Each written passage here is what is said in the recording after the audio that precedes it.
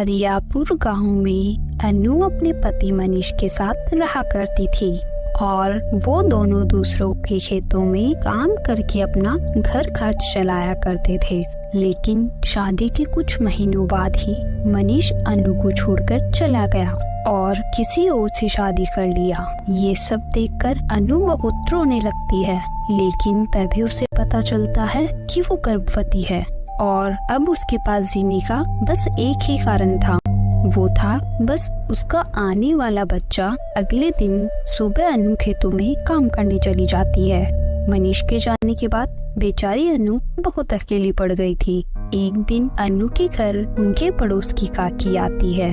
अरे बेटा अनु, तुम कहाँ जा रही हो? काकी, मैं काम पर जा रही हूँ। काकी, आपको पता ही है मेरे घर के हालात कैसे हैं, मुझे काम तो करना ही पड़ेगा। ठीक है अनु बेटा, लेकिन अब तुम काम थोड़ा कम करो क्योंकि तुम गर्भवती हो। फिर अनु खेतों में काम करने चली जाती है। ऐसे ही अनु को 9 महीने बीत जाते हैं। अनु बेटा, अब तुम्हें 9वां महीना लग चुका है, तो तुम अब काम पर जाना बंद कर दो। नहीं काकी, मैं घर नहीं बैठ सकती। आपको तो पता ही है उनके जाने के बाद घर का बोझ मेरे ऊपर आ गया। अगर मैं इस तरह घर पर बैठूंगी तो मेरे आने वाले बच्चे को क्या खिलाऊंगी पिलाऊंगी? काकी, जब तक मुझसे काम होगा मैं काम करूंगी। अरे मेरी बच्ची, भगवान ने भी तेरी किस्मत में पता नहीं क्या लिखा है, लेकिन पर बेटा तू अपना ध्यान रखना। ऐसा बोलकर काकी अपने घर चली जाती है और अनु भी काम करने के लिए चली जाती है। लेकिन एक दिन रात को अनु के पेट में अचानक दर्द शुरू हो जाता है, तो उसके चिल्लाने की आवाज सुनकर उनके पड़ोस की काकी वहां आ जाती है और अनु को ऐसी हालत में देखकर वो अनु को अस्पताल में भर्ती करवा देती है। अनु ने एक लड़के को जन्म दिया था। अनु अपने बच्चे को देखकर अपने सारे दुख दर्द भूल जाती है। अब अनु पहले से ज्यादा काम करने लगी थी और वो अपने लड़के की बहुत अच्छी परवरिश कर रही थी, उसका बहुत अच्छे से ध्यान रख रही थी। ऐसे ही कुछ साल बीत जाते हैं और अनु का लड़का मोहित बड़ा हो जाता है। तो एक दिन मोहित अपनी माँ से बोलता है, माँ, सब लोगों के पिताजी हैं, मेरे पिताजी कहाँ हैं? वो हमसे मिलने क्यों नहीं आते? मोहित की ये बात सुनकर अनु दुखी हो जाती है और अपने मन में सोचती है, अब ये सही समय आ गया मोहित को सब कुछ सच बताने का। फिर अनु मोहित को अपनी आप बीती सुना देती है। माँ, आप दुखी मत हो, मैं आपको छोड़कर कहीं नहीं जाऊँगा, मैं हमेशा आपके साथ रहूँगा। फिर एक दिन जब मोहित मार्केट से अपने घर लौट रहा था, तभी उसका एक कार से एक्सीडेंट हो जाता है और उसका बहुत खून बह जाता है। आसपास के लोग मिलकर उसे अस्पताल में भर्ती करवा देते हैं। तभी वहाँ उसकी माँ अनु भी आ जाती है। डॉक्टर साहब, मेरा बेटा कैसा है? इसका बहुत खून बह चुका है, जल्दी से खून का इंतजाम कीजिए वरना हम इसको बचा नहीं पाएंगे, और काउंटर पर जल्दी से 2 लाख रुपए जमा करवा दीजिए इसके इलाज के लिए।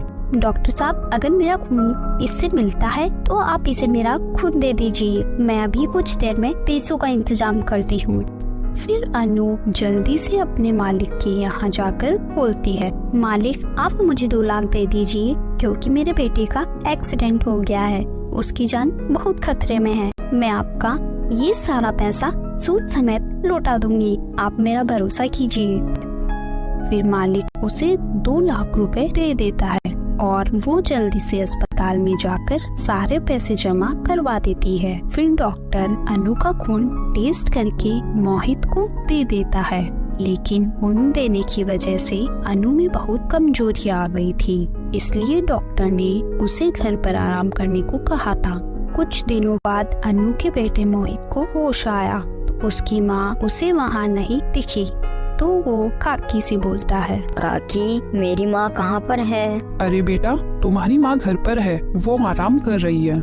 काकी की ये बात सुनकर मोहित को बहुत बुरा लगता है क्योंकि उसकी माँ उससे मिलने एक बार भी नहीं आई। फिर कुछ दिनों बाद जब मोहित ठीक हो जाता है तो वो अपने घर जाता है। आ गए मोहित बेटा तुम, अब तुम बिल्कुल सही हो ना? आप मुझे बेटा मत बोलिए, आप कैसी माँ हो? एक दिन भी मुझसे मिलने अस्पताल नहीं आई, तबीयत कैसी है क्या है कुछ लेना देना नहीं है। भला हो उस औरत का जिसने मुझे खून दिया और मेरा बिल भर दिया।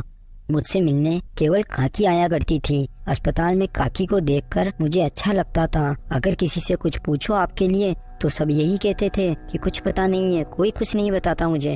अरे बेटा, मेरी बात तो सुनो, मेरी भी कुछ मजबूरी थी। आखिर ऐसी कौन सी मजबूरी थी माँ, जो आप मुझसे मिलने तक नहीं आ सके? भगवान आपके जैसी माँ किसी को ना दे। मैं जा रहा हूँ ये घर छोड़कर। अब आप मुझे हमेशा हमेशा के लिए भूल जाइए। मोहित अनु को भूलने का कुछ मौका ही नहीं देता और अपना घर छोड़कर शहर चला जाता है। अपनी बची हुई पढ़ाई पूरी करने के लिए अपने बेटे को इस तरह जाते देख अनु जोर जोर से रोने लगती है।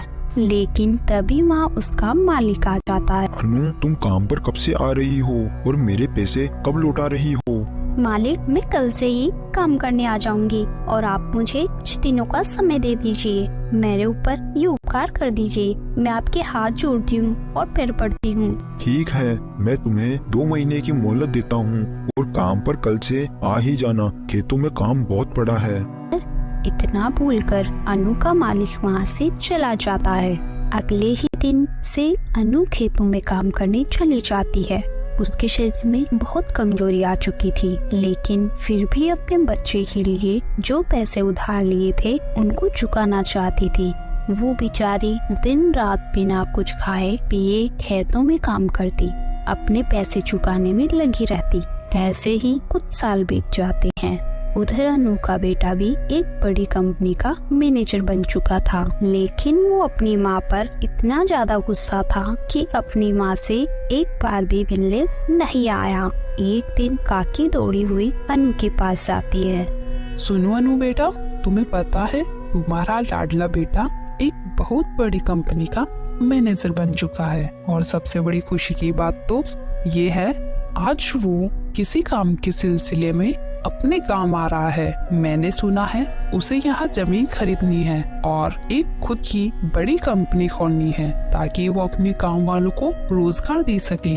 काकी की ये बात सुनकर अनु बहुत खुश हो जाती है और जल्दी से अपने बेटे से मिलने के लिए वहाँ चली जाती है। तभी थोड़ी देर में उसका बेटा वहाँ आ जाता है, लेकिन वो अपनी माँ को देखकर नजरअंदाज कर देता है। कैसी हो काकी, तुम्हारी तबीयत तो ठीक है ना? मोहित बेटा, मैं तो ठीक हूँ, लेकिन तू अपनी माँ से तो मिल। वो बेचारी कितने सालों से तेरा इंतजार कर रही है। काकी, वो मेरी माँ नहीं है। अगर वो मेरी माँ होती तो मुझसे मिलने अस्पताल में जरूर आती। तू पागल हो गया है क्या? ये क्या बोल रहा है? फिर काकी मोहित को सारी सच्चाई बता देती है। काकी की सारी बातें सुनकर मोहित रो पड़ता है और अपनी माँ से जाकर माफी मांगता है। दोस्तों, इस कहानी से हमें यही सीख मिलती है, इस दुनिया की सबसे बड़ी योद्धा केवल माँ ही होती है, जो हमारे लिए कुछ भी कर सकती है। Thanks for watching.